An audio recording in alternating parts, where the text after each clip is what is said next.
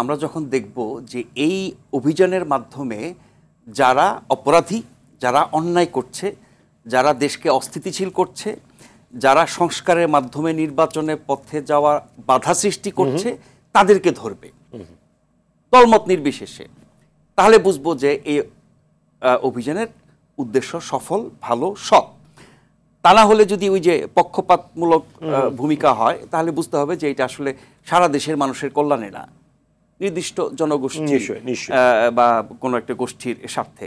সেটি ব্যাপার। আর এই ধরনের যৌথ বাহিনীর অভিযান যেটা এর মধ্যে আলোচনা হয়েছে, এটি অনেক ক্ষেত্রে মানবাধিকার লঙ্ঘনের বড় কারণ হয়ে দাঁড়ায়, আমাদের অভিজ্ঞতা তাই বলে। ফলে এই অভিযানে নিরীহ নির্দোষ মানুষ অন্যায়ের শিকার হবে না, সত্যিকারী অপরাধীরা ধরা পড়বে এবং আইনের আওতায় এসে তাদের বিচার হবে, এবং আপনি আইনানুগ ব্যবস্থা নেবেন এবং মানবাধিকার শতভাগ নিশ্চিত করবেন।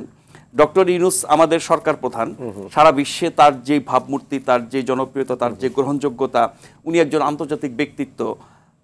তার জন্য তার শাসনামলে দেশে মানবাধিকার লঙ্ঘন হবে, অন্যায় কাজ হবে,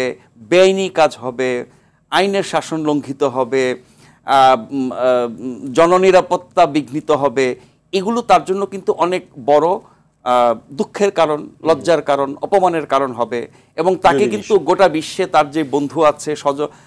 আপনার শুভাকাঙ্ক্ষী আছে, তাদের কাছে প্রশ্নের মুখে পড়তে হবে। ফলে দেশের মধ্যে যা কিছু হচ্ছে তার আমরা নানা রকমের ব্যাখ্যা বিশ্লেষণ দিচ্ছি, নানান পক্ষ নানা রকমের বক্তব্য দিচ্ছে, কিন্তু শেষ বিচারে বাংলাদেশে যা কিছু ঘটছে তা নিয়ে বিশ্ব কি ভাবছে, আমরা তো বিশ্ব থেকে বিচ্ছিন্ন থাকতে পারবো না। এখন যতই দেশের ভিতরে ষড়যন্ত্র, দেশের বাইরের ষড়যন্ত্র, ভারতে বসে শেখ হাসিনার ষড়যন্ত্র, ভারতের ষড়যন্ত্র, সব কিছুর পরেও তো আমরা যদি জাতীয় স্বার্থ বিবেচনা করি, আমার দেশ নিয়ে গোটা বিশ্ব কি ভাবছে, আমার দেশের ভাবমূর্তি বিশ্বের কাছে কোথায় যাচ্ছে, যাদের সহযোগিতা নিয়ে, যাদের সাথে যুক্ত হয়ে আমরা বৈশ্বিক জগতে গ্লোবাল ওয়ার্ল্ডে থাকি এবং থাকতে হবে, তাদের কাছে আমরা কতটা গ্রহণযোগ্য বা পরিত্যাজ্য হব, সেই ভাবনা যদি আমরা ভাবি, আমাদের সবাই মিলে